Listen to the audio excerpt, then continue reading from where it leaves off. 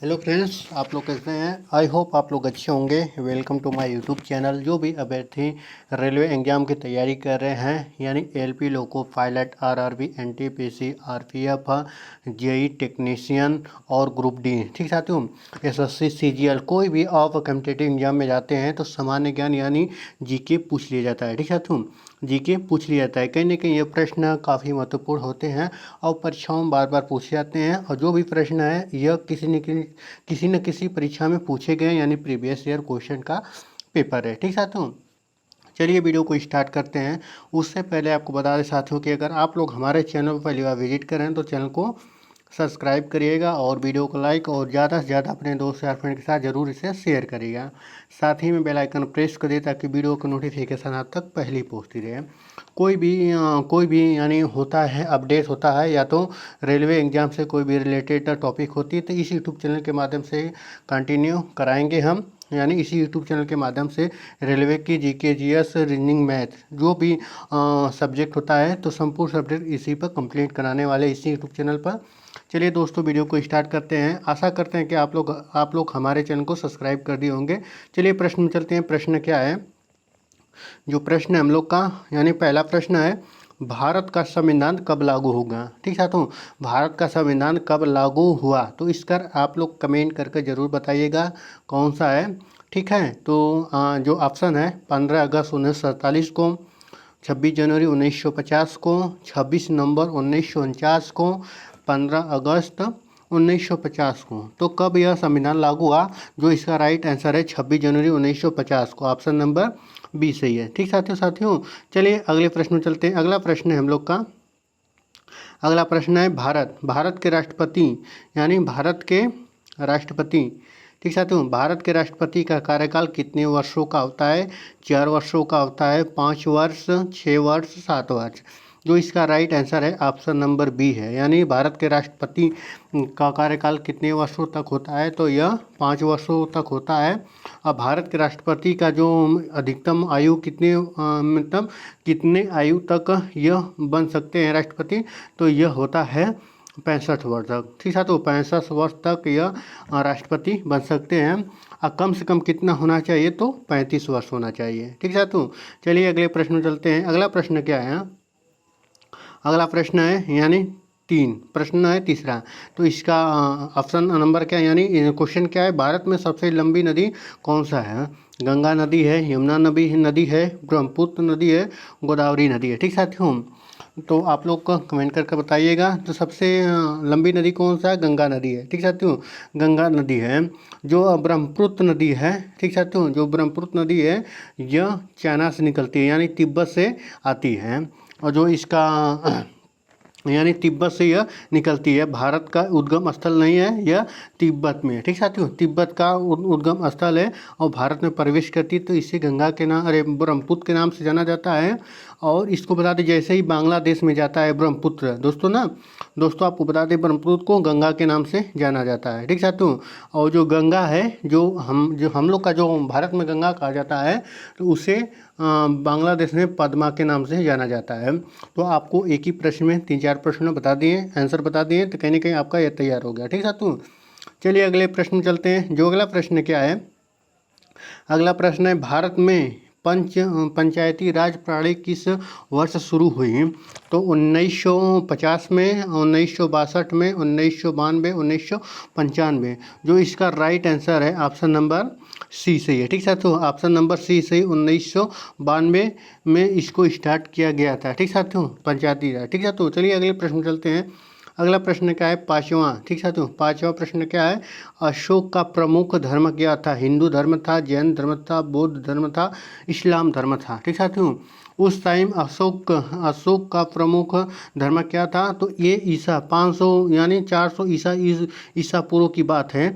उसमें इस्लाम धर्म का उदय नहीं हुआ था। ठीक साथियों, इस्लाम धर्म का उदय हुआ 500 ईस्वी के आसपास हुआ था। ठीक साथियों, पैगंबर मोहम्मद साहब ने की थी, तो इस्लाम धर्म का उसमें उदय नहीं हुआ था। ठीक साथियों, उस समय इस्लाम धर्म नहीं था। जो अशोक का धर्म कौन था, तो यह बौद्ध धर्म था। ठीक साथियों, बौद्ध धर्म। तो ऑप्शन नंबर सी सही है। चलिए अगले प्रश्न में चलते हैं और बता दें साथियों कि जो यह हिंदू धर्म है, ठीक है, तो हिंदू धर्म ये नहीं होता है। ठीक है, तो इसको सनातन धर्म के नाम से जाना जाता है। बट जो हिंदू दिया है यह अरबियों ने दिया है। ठीक साथियों, यानी जो वेस्टर्न कंट्री थी, यानी जो इस्लामिक कंट्री थी, तो हिंद को वह सिंध को हिंद कहते थे। ठीक साथियों, सिंध को हिंद कहते थे।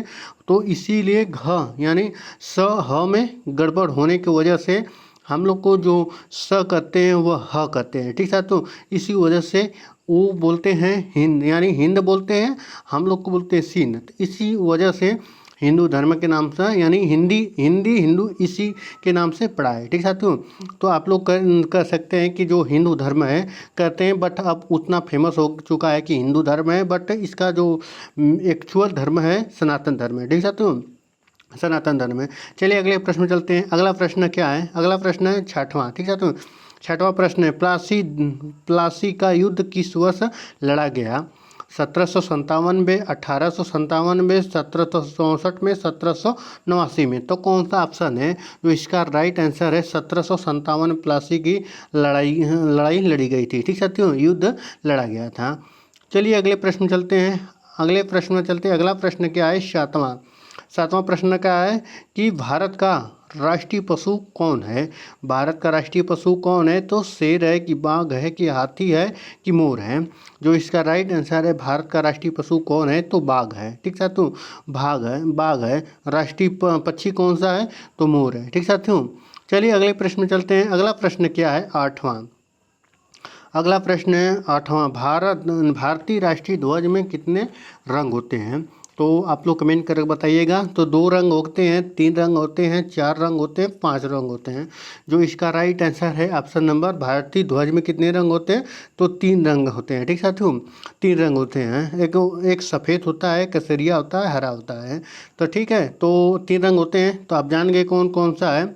चलिए अगले प्रश्न चलते हैं। अगला प्रश्न क्या है? 9वां है।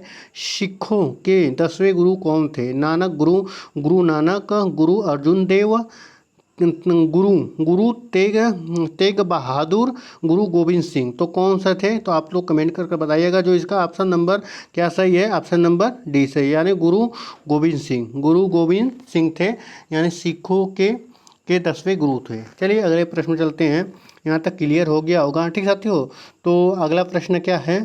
ठीक है, तो अगला प्रश्न हम लोग का अजंता की गुफा किस राज्य में स्थित है? मध्य प्रदेश में, महाराष्ट्र में, कर्नाटक में, उत्तर प्रदेश में।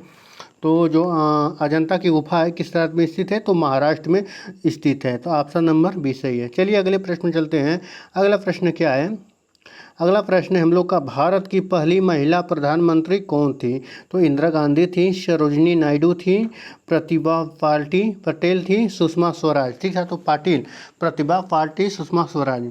जो इसका राइट आंसर है, इंदिरा गांधी भारत की प्रथम महिला प्रधानमंत्री थी। सरोजिनी नायडू कौन थी? यह भारत की प्रथम मुख्यमंत्री थी। ठीक है, तो प्रतिभा पाटिल क्या थी? तो यह प्रथम उपराष्ट्रपति थी। ठीक साथियों, सुषमा स्वराज कौन थी? तो यह भारत की प्रथम वित्त मंत्री थी। चलिए अगले प्रश्न में चलते हैं।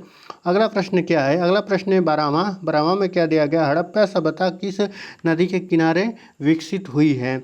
तो गंगा नदी के किनारे, सरस्वती नदी, यमुना नदी, सिंधु नदी। हड़प्पा सभ्यता जो है यानी सिंधु नदी के किनारे पर विकसित हुई थी। ठीक साथियों, चलिए अगले प्रश्न में चलते हैं। अगला प्रश्न क्या है? भारत की सबसे लंबी नदी कौन सी है? तो गंगा है। ठीक साथियों, 2525 किलोमीटर है। ठीक साथियों, आप लोग बता सकते हैं। ठीक है, इसका मुहाना कहाँ है? बंगाल की खाड़ी में है। चलिए अगले प्रश्न में चलते हैं। अगला प्रश्न क्या दिया गया है? अगला प्रश्न है 13वां में क्या दिया गया है? तो आप लोग देख सकते हैं, अभिनव अवज्ञा आंदोलन का नेतृत्व किसने किया? महात्मा गांधी ने, पंडित जवाहरलाल नेहरू ने, सुभाष चंद्र बोस ने, भगत सिंह। तो आप लोग कमेंट करके बताइएगा। ठीक है दोस्तों, तो जो इसका राइट आंसर है ऑप्शन नंबर 13 का महात्मा गांधी। ठीक था, तो ऑप्शन नंबर ए सही है। ऑप्शन नंबर ए सही है। चलिए अगले प्रश्न में चलते हैं। अगला प्रश्न क्या दिया गया है? अगला प्रश्न है, भारतीय संविधान की प्रस्तावना कितने शब्द हैं? यानी प्रस्तावना में कितने शब्द हैं? 50 शब्द हैं, 52 शब्द हैं, 63 शब्द हैं, 75 शब्द हैं। तो आप लोग कमेंट करके बताइए कौन सा ऑप्शन सही है।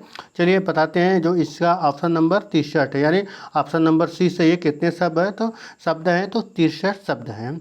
चलिए अगले प्रश्न चलते हैं, 15वां पर चलते हैं हम लोग। ठीक साथियों, very very important most question लिए गए हैं, प्रीवियस ईयर क्वेश्चन पेपर है जो रेलवे, एसएससी, जीडी और अन्य परीक्षाओं में बार बार यह प्रश्न पूछे जाते हैं। कहीं ना कहीं ये रिपीटेड क्वेश्चन है। ठीक साथियों, चलिए अगले प्रश्न चलते हैं। अगला प्रश्न क्या है हम लोग का, भारत में सर्वोच्च न्यायालय की स्थापना कब हुई थी?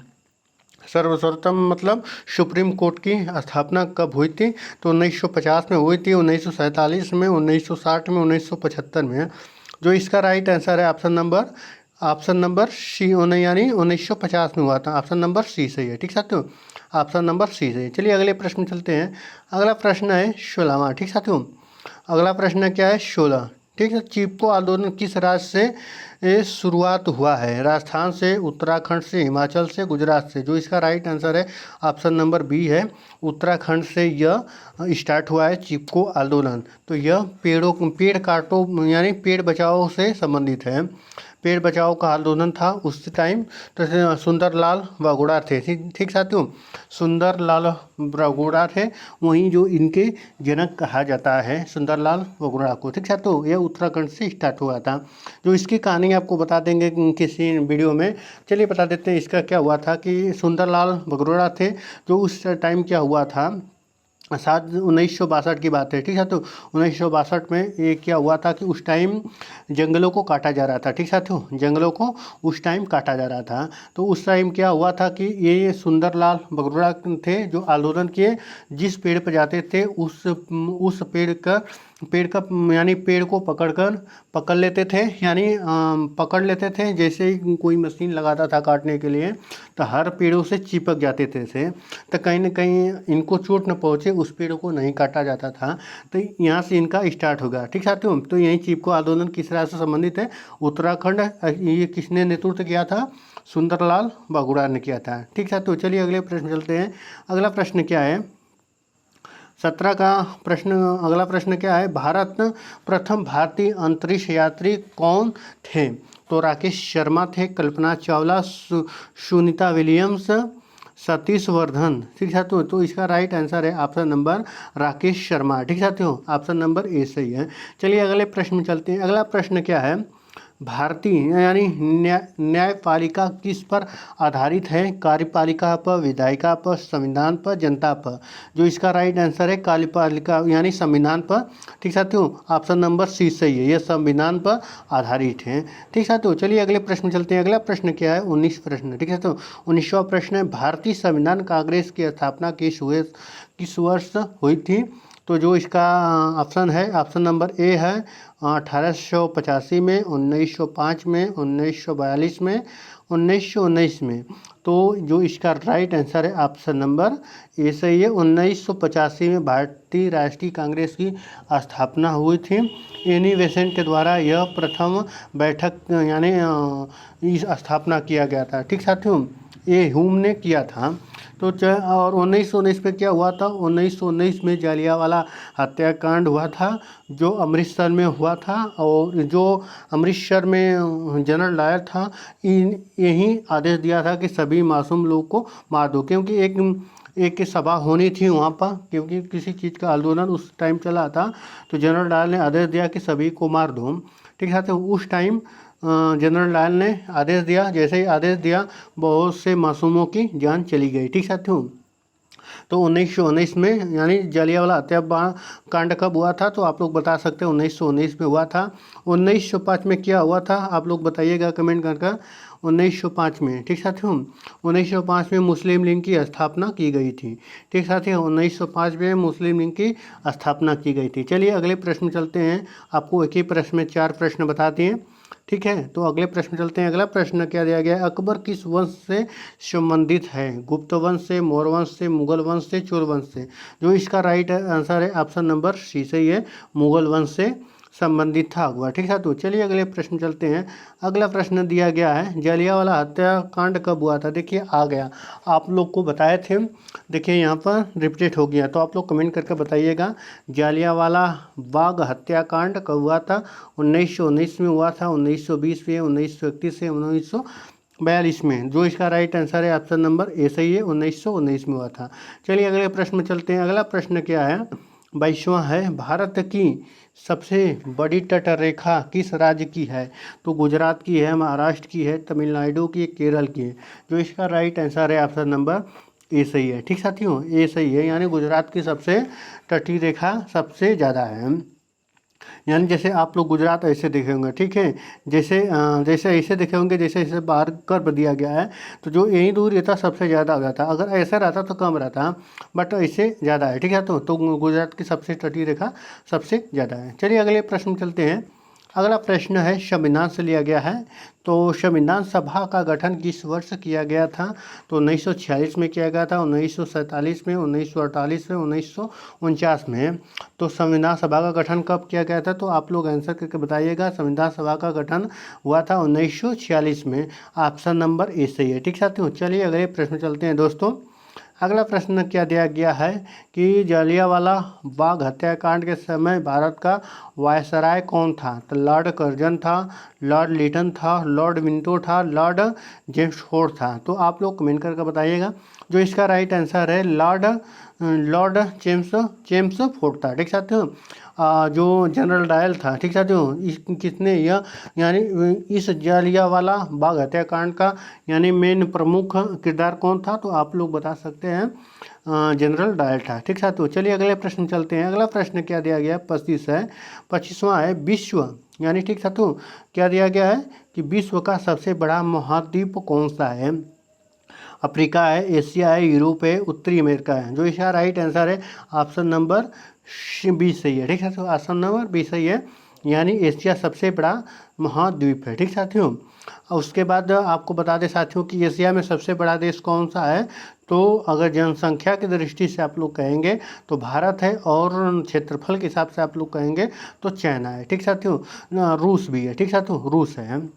तो दरअसल रूस में संशय होता है कि जो रूस की राजधानी है वह यानी यूरोप में पड़ता है, और जो अधिकांश भाग उसका कम से कम बता दें साथियों कि 80% भाग एशिया में पड़ता है, 20% भाग यूरोप में पड़ता है। ठीक साथियों, तो इसी की वजह से इसे क्या माना जाता है, यूरोप में माना जाता है। चलिए अगले प्रश्न में चलते हैं। ठीक साथियों, ये प्रश्न 25 प्रश्न थे आपके, समाप्त हो गए। तो very important, very most question थे।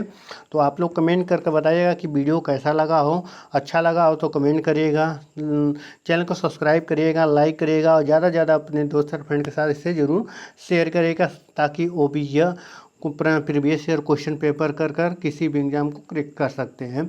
चलिए मिलते हैं नेक्स्ट वीडियो में नेक्स्ट अपडेट के साथ। धन्यवाद।